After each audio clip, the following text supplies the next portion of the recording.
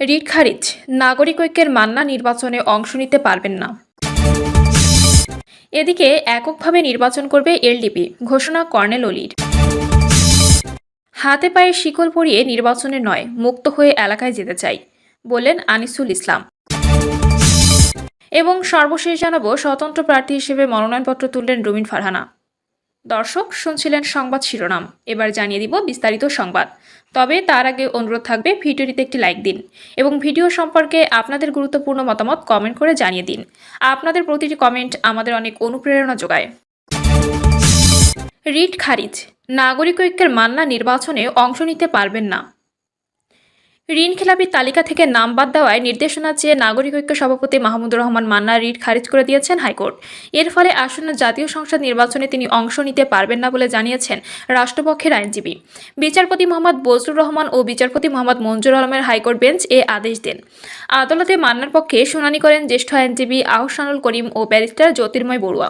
রাষ্ট্রপক্ষে শুনানি করেন deputy attorney general Shafiqur Rahman. এ প্রসঙ্গে deputy attorney general Shafiqur Rahman বলেন, বাংলাদেশ ব্যাংকের ঋণ খেলাপির তালিকা থেকে নাম বাদ চেয়ে নাগরিক ঐক্য সভাপতি মাহমুদুর রহমান মান্না রিট করেছিলেন। আদালত রিট আবেদনটি খারিজ করে দিয়েছেন। এর ফলে তিনি নির্বাচনে অংশ নিতে পারবেন না। মান্নার আইনজীবী ব্যারিস্টার জ্যোতির্ময় বড়ুয়া বলেন, হাইকোর্টে রিট খারিজের আদেশের বিরুদ্ধে আমরা আপিল করব। এর আগে 10 ডিসেম্বর নাগরিক ঐক্য সভাপতি মাহমুদুর রহমান মান্না নেতৃত্বাধীন প্রতিষ্ঠান আফাকু কোল্ড স্টোরেজ লিমিটেডের কাছে খেলাপি 38,04,76,000 টাকা আদায়ে কলব্যাক নোটিশ জারি করে ইসলামী ব্যাংক বাংলাদেশ লিমিটেডের বগুড়া বড়গোলা শাখা। মান্না ও তার দুই অংশীদারের ঠিকানায় পাঠানো এই নোটিশে 18 ডিসেম্বরের মধ্যে বকেয়া পরিশোধের নির্দেশ দেওয়া হয়। নির্ধারিত সময়ের মধ্যে বকেয়া পরিশোধ না করলে তাদের বিরুদ্ধে আইনগত ব্যবস্থা নেওয়া হবে বলে উল্লেখ করা হয়। শাখা প্রধান তৌহিদ রেজার স্বাক্ষরিত নোটিশটি প্রতিষ্ঠানটির চেয়ারম্যান নাগরিক ঐক্য সভাপতি মাহমুদুর রহমান মান্না এবং ব্যবস্থাপনা পরিচালক ABM নাজমুল কাদির শাহজাহান চৌধুরীর ঠিকানায় পাঠানো হয়। তথ্য অনুযায়ী আফাকু কোল্ড স্টোরেজ মান্না 50%, ব্যবস্থাপনা পরিচালক ABM নাজমুল কাদির শাহজাহান চৌধুরী 25% এবং তার স্ত্রী ও পরিচালক ইসমত আরা লাইজু 25% অংশীদার। গত 3রা ডিসেম্বর পাঠানো নোটিশে বগুড়ার শিবগঞ্জ কিচক বাজারে অবস্থিত প্রতিষ্ঠানটির কাছে খেলাপি বিনিয়োগ বাদ মোট 38,04,76,000 টাকা পরিশোধের নির্দেশ দেওয়া হয়। ব্যাংকের নোটিশে বলা হয়, 2010 সালে প্রতিষ্ঠানটিকে 22 কোটি টাকা বিনিয়োগ অনুমোদন দেওয়া হয়, কিন্তু প্রতিষ্ঠানটি নিয়মিত মুনাফা, চার্জ ও জরিমানা পরিশোধ করেনি। ফলে বকেয়া বেড়ে বর্তমান পরিমাণে দাঁড়িয়েছে। লাভজনক প্রতিষ্ঠান হওয়া সত্ত্বেও কোনো রকম অগ্রগতি না থাকায় চূড়ান্ত সতর্কতা হিসেবে এই নোটিশ পাঠানো হয়েছে। 2025 সালে 18 ডিসেম্বরের মধ্যে সম্পূর্ণ বকেয়া পরিশোধ না করলে ব্যাংক আইনি ব্যবস্থা নিতে বাধ্য হবে বলেও নোটিশে উল্লেখ করা হয়। ইসলামী ব্যাংক বগুড়া বড়গোলা শাখার প্রধান তৌহিদ রেজা বলেন, মাহমুদুর রহমান মান্না ঋণখেলাপি হওয়ার পরও টাকা পরিশোধে কোনো উদ্যোগ নেননি। প্রতিষ্ঠানটি লাভজনক হলেও তিনি চুক্তি অনুযায়ী ঋণ পরিশোধ করেননি, তাই নোটিশে দেওয়া হয়েছে। এককভাবে নির্বাচন করবে এলডিপি, ঘোষণা কর্নেল অলির। বাংলাদেশ জাতীয়তাবাদী দলের সঙ্গে জোটে না গিয়ে এককভাবে নির্বাচন করার সিদ্ধান্ত নিয়েছে লিবারেল ডেমোক্রেটিক পার্টি। দলটির প্রেসিডেন্ট ডক্টর কর্নেল অলি আহমেদ এক জরুরি সংবাদ সম্মেলনে ওই ঘোষণা দিয়েছেন। দুপুর 12টায় রাজধানীর মগবাজারে গুলফেশা টাওয়ারে এলডিপির পার্টি অফিসে এই সম্মেলন অনুষ্ঠিত হয়। এতে এলডিপির প্রেসিডিয়াম সদস্য Nurul Alam Talukdar, lieutenant general doctor Chowdhury Hasan Sarwardi ও ডক্টর নিয়ামুল বশির, ডক্টর আওরঙ্গজেব বেলাল ও অ্যাডভোকেট মাহবুব মোর্শেদ সহ সিনিয়র নেতারা উপস্থিত ছিলেন। ডক্টর কর্নেল অলি আহমেদ বলেন, বিএনপির কাছে আমরা 14 জনের একটা শর্টলিস্ট দিয়েছিলাম। আমরা বলিনি যে আমাদের 14 জনকে নমিনেশন দিতে হবে। তারা 12 জন দিতে পারত, 10 জন দিতে পারত, অন্তত একটা সম্মানজনক 8 থেকে 9টি আসন দিলেও আমাদের দলটা টিকে যেত। কিন্তু তারা আমাকে সহ মাত্র 2 জনকে নমিনেশন দিতে চাইল। এর মধ্যে আমার আসনটা আমি ধরতেছি না, কেননা এই আসনে মহান আল্লাহর রহমতে আওয়ামী লীগ, বিএনপি সহ সবার সঙ্গে প্রতিদ্বন্দ্বিতা করে বিপুল ভোটে বিজয় হয়ে সংসদে গিয়েছিলাম। সেই অর্থে তারা মাত্র একটি আসন দিতে চাইল। এর অর্থ হলো তারা হয়তো আমাদের দলটিকে রাখতে চায় না। আমার ধারণা, আমরা যেহেতু একবার তাদের দল ছেড়ে দিয়েছিলাম, সেহেতু তারা একটা শাস্তি দিতে চায়। তিনি বলেন, অত্যন্ত দুঃখের সঙ্গে বলতে চাই, আমরা বিএনপিকে শর্ট লিস্টে দেওয়ার পর আজ পর্যন্ত আমাদের সঙ্গে একবারও বসে নাই। 2-1 জনকে আলাদাভাবে ডাকলেও দলের সঙ্গে বসেনি। অথচ আমাদের শর্ট লিস্ট আমি তারেক রহমান, মির্জা ফখরুল এবং সালাউদ্দিন আহমেদের কাছেও পাঠিয়েছি। সবশেষ আমাদের নেতারা গিয়ে 2 ঘন্টা বিএনপি অফিসে বসা ছিল। বিএনপির মহাসচিব আমাদের দলের সঙ্গে একটা বৈঠকও করেনি। আনঅফিসিয়ালি নজরুল ইসলাম এবং রিদওয়ান আহমেদ এবং কারো কারোর সঙ্গে এককভাবে কথা বলেছেন। মহাসচিবের নেতৃত্বে আমাদের দলের 7 জনের কমিটির সঙ্গে বিএনপি একবারও বসে নাই। তিনি আরও বলেন, বিগত দিনগুলোতে নিজের পকেটের পয়সা খরচ করে আমাদের দল চলেছে, চাঁদাবাজি করে নাই। আমাদের দলের সব টাকা আমাদের নেতারাই যোগান দিয়েছে। আমাদের এরকম কোনো ফান্ডও নাই যেখান থেকে আমরা টাকা খরচ করতে পারি। অনেক কষ্ট করে আমরা আমাদের দলকে টিকিয়ে রেখেছি, অনেক বিপদের মধ্য দিয়ে আমাদের অতিবাহিত হতে হয়েছে। এখন শেষ পর্যন্ত দেখা গেল ছাগল আর গরুর দাম একই, কোনো পার্থক্য নেই। এলডিপিকে 2টা সিট দেওয়া হয়েছে, 2টা সিটের মধ্যে আমি বলবো একটা সিটে দেওয়া হয়েছে।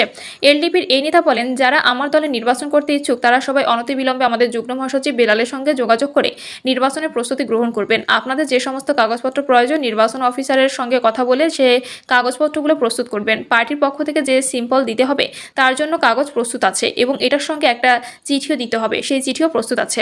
যোগাযোগ করলে আমরা সে কাগজগুলো প্রত্যেক প্রার্থীকে দিয়ে দিব। এখন আর কোনো বাধা থাকলো না, এলডিপি এককভাবে মাঠে নির্বাচন করবে ইনশাল্লাহ। এদিকে এলডিপির মহাসচিব ডক্টর রেদওয়ান আহমেদ আজ বিএনপিতে যোগ দিয়ে কুমিল্লা 7 আসন থেকে নির্বাচন লড়াইয়ের ঘোষণা দিয়েছেন। এমন পরিস্থিতিতে এই জরুরি সংবাদ সম্মেলনের আহ্বান করা হয়। হাতে পায়ে শিকল পরিয়ে নির্বাচনে নয়, মুক্ত হয়ে এলাকায় যেতে চাই বললেন আনিসুল ইসলাম। দলীয় নেতাদের নামে থাকা মামলা প্রত্যাহার করার জন্য সরকারের প্রতি দাবি জানিয়েছেন জাতীয় পার্টি ও জাতীয় গণতান্ত্রিক ফ্রন্টের চেয়ারম্যান আনিসুল ইসলাম মাহমুদ। তিনি বলেছেন, আমরা নির্বাচনে যেতে চাই, কিন্তু আমার হাতে পায়ে শিকল পরিয়ে নির্বাচনে যেতে বলেন, সেটা সম্ভব হবে না।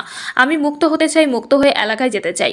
নির্বাচন সরকার গঠনের একমাত্র পথ উল্লেখ করে আনিসুল ইসলাম বলেন, নির্বাচনের মাধ্যমে সরকার গঠন বা পরিবর্তন হয়, সেটা করেছি বলে আমরা সহযোগী অপরাধী এবং আমাদের নির্বাচন করতে দেওয়া হবে না।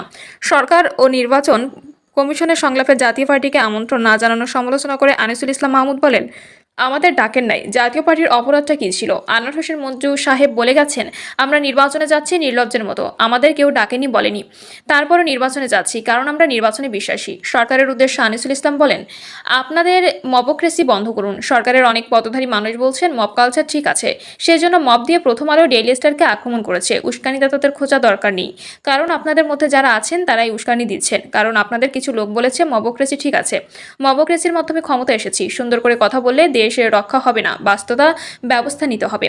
নির্বাচনের নামে প্রহসন করা হচ্ছে জানিয়ে আনিসুল ইসলাম মাহমুদ বলেন, আপনারা নির্বাচনী লেভেল প্লেইং ফিল্ড করছেন না, আইন শৃঙ্খলার উন্নতি করছেন না। আপনারা চান আমরা অস্ত্র নিয়ে জনগণের কাছে ভোট চাইব, কি করে কথা বলতে পারেন? আপনারা সেই পরিস্থিতি সৃষ্টি করলেন না যেখানে আমাকে বন্দুক দিয়ে জনগণের কাছে ভোট চাইতে যেতে হবে। সরকারের উদ্দেশ্যে জাপা চেয়ারম্যান বলেন, আপনার বলার দরকার ছিল আমি পরিবর্তন করে দেব যাতে নিশ্চিন্তে ভোটারদের কাছে যেতে পারেন, কিন্তু সেটা না করে বলছেন আপনারা আপনাদের নিরাপত্তার বন্দোবস্ত করুন, পকেটে বন্দুক নিয়ে যান, নির্ভলবার নিয়ে যান, অস্ত্রশস্ত্র নিয়ে যান। এ ভোট কি জুলাই আন্দোলনের ফসল? কখনোই না।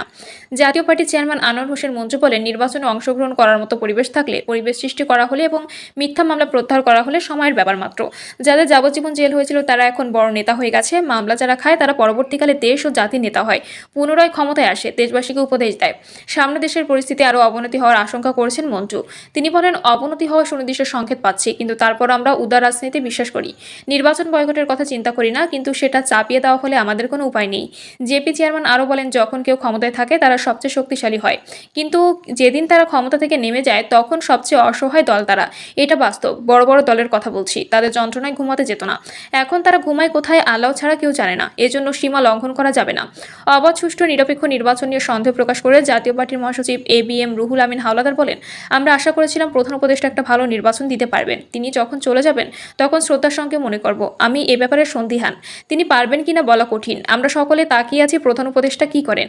রুহুল আমিন হাওলাদার বলেন, দেশ এবং অনিরাপদ ও অগ্নিগর্ভ চললে সঙ্গে চলছে ভয়াবহ সন্ত্রাস। এই অবস্থায় সরকার কিভাবে সর্বকালে সর্বশ্রেষ্ঠ নির্বাচন উপহার দেবে তা আমাদের জানা নেই।